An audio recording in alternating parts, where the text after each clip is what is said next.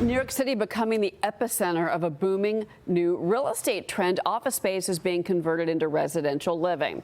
Wall Street Journal reporting over the past 20 years, developers in the Big Apple have converted nearly 30 million square feet of space into places to live.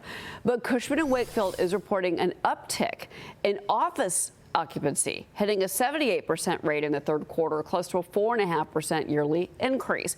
Joining us now is Cushman and Wakefield Chairman of Global Brokerage, Bruce Mosler. Bruce, it's great to see you. Great to be back. So, talk to us about this trend that we saw particularly pick up after the pandemic, and that was taking these empty offices, making them into residential apartments. Not easy to do, but Mayor Adams changed the zoning to make it easier to do. He did, and it was a very smart move. Look, we know we have a 1% vacancy in the housing stock. We know that to maintain our status as the financial and tech capital of the world, that we have to have housing, affordable housing for young people. So the idea of changing the zoning to sort of incent additional conversion was right on, spot on, and it's worked. The numbers are about 30 million to date. There's another 4.8 million in the pipeline. All of that said, there's a renaissance of office, and so you're also seeing landlords now saying, maybe I don't convert because the cost of conversion is very expensive. Year to date, we're at 34 million feet of take-up. That's more than all of last year, which was the best year we had post-pandemic.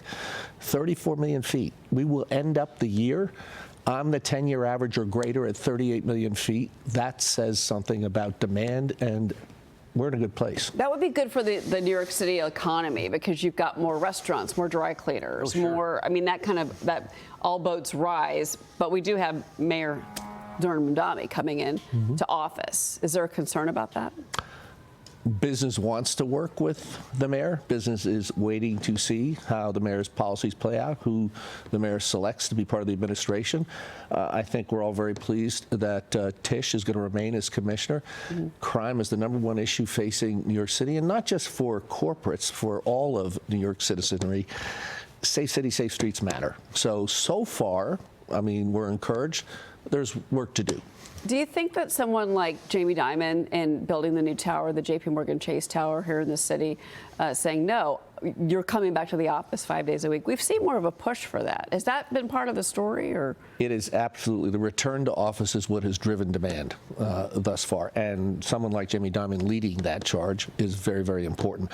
We know for a fact that work in office is essential. Collaboration leads to innovation. And at the end of the day, how do you mentor young people into growing their knowledge base, making them more productive more quickly? Mentorship. You got to be in the office to do that. It's essential to the success that we're currently having. Yeah, you've done a lot of work with veterans in that regard as well. Yeah, and I completely agree on mentorship. It doesn't happen via remote or through a screen. The one thing, it's kind of a funny question, but I really would love to know.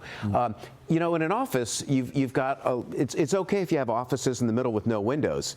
But in a house, you know, or an apartment, you need windows. So how do you convert what used to be an office that's just thick and you know, it's got dark space? How do you make that livable? Well, you're asking a really good question. The cost of conversion is significant. You lose 25% of the floor plate typically when you convert from commercial to residential. So it's not easy. It's costly. At the end of the day, it's not. Certain floor plates lend themselves to being more attractive in that regard. Smaller floor plates in particular. Downtown, some of the buildings have really, I think, sort of been part of that renaissance. Now, Midtown harder to do. So it's not easy, it's costly, and that's why in this now renaissance of office and demand coming back, you're seeing some landlords check it and say, maybe we stay commercial. Essential to commercial is amenitization and location. Those two things, if you're on or near transportation, big difference. And by the way, you're paying up for these places, right? Because you got to I mean, these are not cheap apartments. If you're going to convert it, it's going to be an expensive apartment. No, right? and to put in windows, to your point, or to put in residential structure, even bathrooms where it used to be a cubicle, that's a really good point. I want to talk about kind of the other side of this, and this is to have good commercial office occupancy, you've got to have good residential real estate. That's the story. That's the question mark with Zohran Mamdani that you just mentioned. New York City landlords are preparing for battle right now. They're bracing for this new mayor to freeze the rent for these stabilized units. Watch this. The core of it is going to be on affordability. It's a campaign that is about freezing the rent for rent-stabilized tenants, and I am tired of walking into buildings in this city, meeting the workers there, asking them how long their commute was, and hearing that they in fact live in New Jersey. They live in Pennsylvania. They live in places that they can afford the rent, they can afford the mortgage. That place has to become New York City once again. So the New York Housing Conference is reporting that landlords are going to need $1 billion in spending from the mayor's office to avoid defaulting on their debt. This is a big story in this city. What impact do you think his policies are going to have on, in general, the residential real estate, in particular when these landlords that are preparing for a legal battle? Because a lot of these residential apartments are sitting empty. They're in disarray because the property taxes and the insurance on them overtake what they can get in rent. Then you've got Zohran Mamdani that says, no, I'm going to freeze the rent. You're going to have more ghost apartments. That's what they're called. I think we need to be cautious in looking at this. I think this is still early days. Clearly, some of the smaller landlords are challenged by any kind of freeze and rent will, as you say, put them in jeopardy of paying their mortgage, paying the operating bills, doing the things they need to do. But by and large, affordable housing is going to be done through a public-private partnership. That's what I'm looking to see, how the mayor approaches that.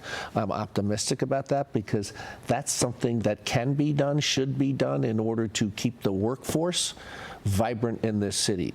Public-private partnership is the route to go. Freezing rents, the major landlords will hold apartments off. The smaller landlords are going to be challenged by it, but I don't think that's the final story here. This is a very smart man, and I think that he's going to look at a public-private partnership as the route to building affordable housing. Well, I mean, certainly if you encourage development, new development, that takes those market rate apartments and the price of those down. Then, to his point, you're going to have people that aren't going to commute in from New Jersey. They're going to live in the city and work in the city and pay New York City taxes, which is another bonus of living in New York City. Exactly. So much fun. Bruce Mosler, it's always great to talk to you about this. Thank you for being here. Great to be here. All right. We've got a lot more coming up this morning.